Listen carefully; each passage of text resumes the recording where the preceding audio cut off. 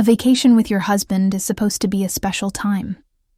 A time to escape from the world, to reconnect, to remember why you fell in love. It should be a safe, happy place for your hearts. But what happens when that safe place is invaded? What happens when the person who promised to love and protect you shows you the ultimate disrespect? This is a story about a vacation that was not a vacation.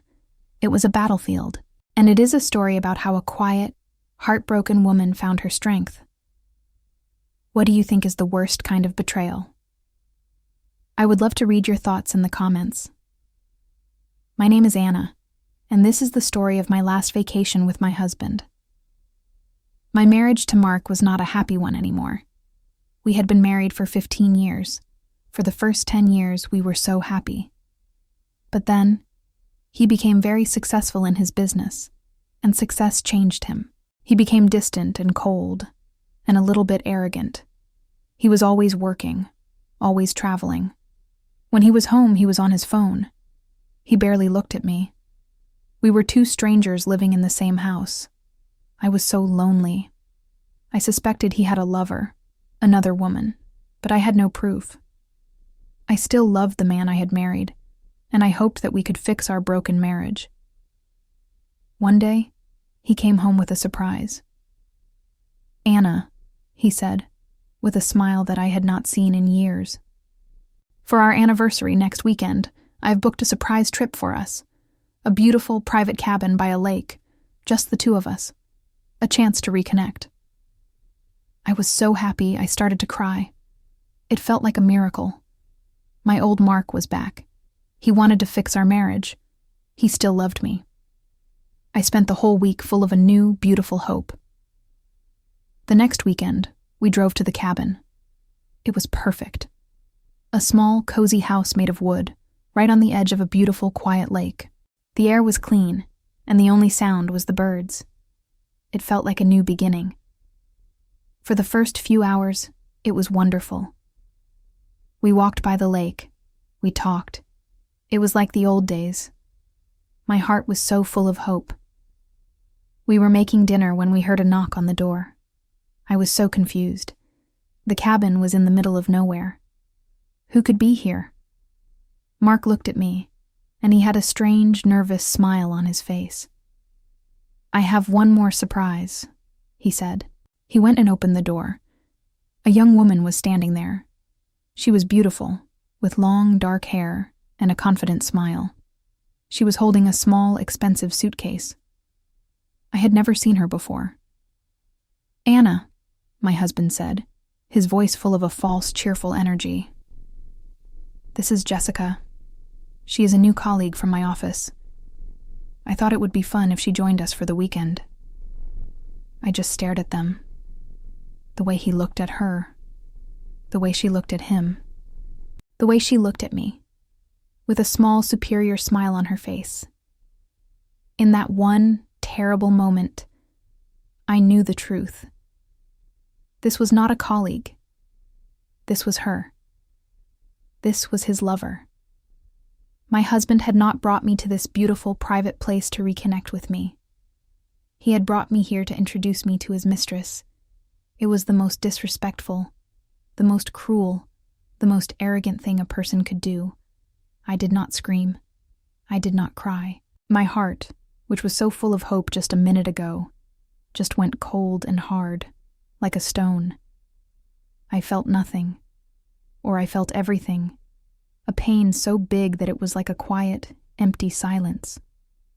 They were both looking at me, waiting for me to be a sad, crying, broken wife. But I was not going to give them that satisfaction.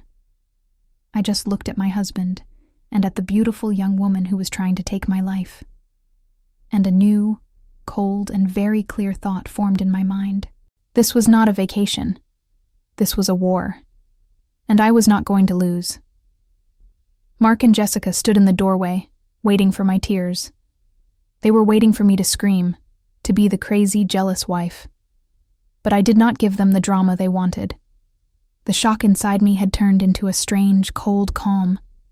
I looked at the beautiful young woman, Jessica, and I gave her a small, polite smile. Jessica, I said, my voice sweet like sugar, but cold like ice. Welcome. We were just making dinner. Mark, you should have told me you were bringing a colleague. I would have made something more impressive. My reaction was not what they expected. They were the ones who suddenly looked uncomfortable. Jessica did not know what to say. She was not the powerful mistress anymore. She was just a young, awkward guest. I was the wife. I was the hostess. This was my house, my weekend, my husband, and I was in control. The evening was the most awkward, terrible, and wonderful evening of my life. I was a perfect actress. I was so friendly to Jessica. I asked her questions about her job. I treated her like a child, a young intern from my husband's office. So, Jessica, I would say, what is it you actually do at the company? Do you get the coffee? Do you make the copies? Her beautiful face would turn red. I used my 15 years of marriage as a weapon. I filled the air with our shared history, with all the secret stories that Jessica was not a part of. Mark, darling, I said at one point, do you remember our first anniversary? When we had no money, and we slept in our old car by a lake just like this one? It was so romantic. Mark just nodded, his face a mask of uncomfortable silence. I looked at Jessica. He was so different then, I said to her with a friendly smile. Before all the success. Before his heart condition got so serious. I saw a small flicker of confusion in her eyes when I said that. They sat there, on my sofa, in my anniversary cabin, and they did not know what to do. I was the one who was leading the conversation. I was the one who was in charge. The power in the room had shifted completely. Finally, dinner was ready. I sat at the head of the small table. I was the queen in my own sad castle. I poured 3 glasses of wine. Then I stood up. I would like to make a toast, I said, my voice calm and clear. Mark and Jessica looked at me, nervous. I want to make a toast to my husband, Mark, I said, looking him in the eye. Thank you, my love, for bringing me to this beautiful place to celebrate our anniversary, and for bringing your colleague, Jessica. It has been a very honest evening. Then I turned my smile to Jessica, and my voice was full of a fake, sweet sympathy. Jessica, I said, I feel like it is only fair that you know the real reason we are here this weekend. Mark said it was to reconnect, and that is true. We are here to talk about the future, our future, and his health. Jessica looked confused. His health? She asked. Oh, I said, my eyes wide with fake surprise. He did not tell you. Mark has a very serious heart condition. The doctors say it is getting worse. He will need a lot of care in the next few years. Maybe even a heart transplant one day. It is a big, difficult road ahead of us. I looked at my husband's pale, shocked face. He could not deny it, because it was true. But that is what marriage is, I said, still looking at Jessica. It is a promise, in sickness and in health. And I promise to be his caregiver, to be his nurse, for the rest of his life. It is a heavy burden to carry, my dear, to be with a sick man. A very heavy burden. The beautiful, confident smile was completely gone from Jessica's face. She looked at Mark, and then back at me. She saw her future. It was not a future of romantic trips and expensive gifts. It was a future of hospitals and medicine and taking care of a sick man. It was not the beautiful, easy life she had signed up for. She stood up from the table, her eyes full of a new, angry fire. She looked at Mark. You used me, she whispered. And then she looked at me, and she knew she had been completely and totally defeated. She burst into tears, grabbed her expensive suitcase, and ran out of the cabin into the dark, lonely night. She had left in tears. After Jessica ran out, The little cabin was completely silent. The only sound was the crackling of the fire. Mark and I were finally alone. He did not look at me. He just stared at the door that his young lover had just run through. He was in shock. I calmly took a sip of my wine. I waited. Finally, he turned to look at me. His face was not sad. It was a mask of pure, ugly anger. "How could you?" he whispered, his voice shaking with fury. "How could you do that? How could you use my illness? That was a cruel, terrible thing to do, Anna." I put my wine glass down, and I looked at him. The scared, sad, and lonely wife was completely gone. In her place was a woman made of cold, hard ice. I laughed, a short, bitter sound. "Cruel?" I asked. "You want to talk about cruel? You brought your mistress to our anniversary vacation.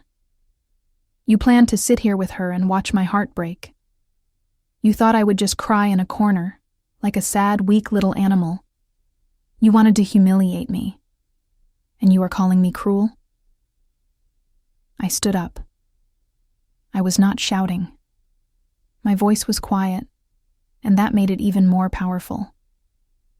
"I have been a good wife to you for 15 years, Mark. I was here when you had nothing. I supported your dreams. I built a home for you. And when you became successful, you forgot all of that. You forgot about me. You left me alone in our big, empty house for years. And then you did this. The most disrespectful, most humiliating thing I could ever imagine. You did not just break my heart tonight, Mark. You tried to crush my soul." He could not look me in the eye. All his anger was gone, and all that was left was a weak, pathetic shame. He had no more words. He had no more power. He knew that I had seen the real him, not the strong, successful businessman, but a weak, cruel, and selfish man. A man who was scared of his own sickness, and who had used another person's heart as a toy. The fight was over. Our marriage was over. I knew that with a sad, simple certainty. The love I had for him, the small, hopeful love I had carried for so long, was finally, completely dead. It had died in this small cabin, a place I had thought was a new beginning. I did not say another word. I went into the bedroom and I closed the door. I did not cry. I just felt empty. The war was over, and I had won. But it was a sad, lonely victory. The next morning, I packed my own bag. The beautiful, hopeful weekend was over. Mark was sitting in the living room, just staring into the dead fireplace. He looked like an old, broken man. I walked to the door. He looked up at me, his eyes full of a new, desperate fear. "Anna, please," he whispered. "Don't leave me. I am sick. I need you." I looked at him, at this stranger who was my husband. I felt a small, distant pity for him, but I did not feel love. I did not feel responsibility. "Yes, Mark, you are sick," I said, my voice quiet and final. "But you were sick in your heart long before you were sick in your body. I promised to be your wife, not your nurse in a marriage you destroyed. Our promise is broken. Goodbye." And I walked out of the cabin, out into the bright morning sun, and I did not look back. I was leaving my husband. I was leaving my old life. I was finally choosing myself. Walking away from that cabin was like walking out of a long, dark tunnel and into the bright, scary sun. For 15 years, my life had been his life. I was Mrs. Anna Miller. Now, I was just Anna. And I had no idea who that person was. The first few months were very, very hard. I had to start my life over from zero. I moved out of our big, beautiful house, a house that was full of so many sad, lonely memories. I found a small, simple apartment in a part of the city I had never been to before. I had not had a job in over 10 years. I was scared. Who would want to hire a 45-year-old woman with no recent work experience? but I found a job. It was not a glamorous job. I worked as a receptionist in a small doctor's office. The pay was not much, but it was my own. I was earning my own money. I was standing on my own 2 feet. And that feeling was more valuable than all of my husband's wealth. Slowly, I started to build a new life. It was a small life, a quiet life. But it was my life. I made new friends. I started to read books again. I found joy in the simple, quiet things. A walk in the park, a cup of tea on my own small balcony, a good conversation with a friend. I learned that the loneliness of being by yourself is so much better than the loneliness of being with the wrong person. I was alone, but I was not lonely anymore. I was at peace. Our divorce was quiet. Mark did not fight it. I did not ask for a lot of his money. I just wanted my freedom. About a year after I left, I heard some news about him from an old mutual friend. She told me that Mark's health had become much worse. He was in the hospital, and he could not work anymore. His business was not doing well. His new, young lover, Jessica, had left him a long time ago. He was alone, and his family was taking care of him. When I heard this news, I did not feel happy. I did not feel a sense of victory or revenge. I just felt a quiet, distant sadness. A sadness for the good man I had married a long time ago, and for the arrogant, lost man he had become. The war was over, and there were no winners. There were only broken pieces, but I was finally free of them. That weekend at the cabin was the end of my marriage, the end of my old life. It was a weekend of the most terrible pain and humiliation I have ever known, but it was also the weekend that I found my strength. It was the weekend that I saved myself. I learned that you cannot make someone love you, and you cannot force someone to be a good person. The only person you can control is yourself. And sometimes, the bravest and most loving thing you can do is to walk away. If this story about finding your own strength was meaningful to you, please give this video a like. What does the word strength mean to you? Share your beautiful thoughts in the comments below. For more emotional English stories about new beginnings, please be sure to follow our channel.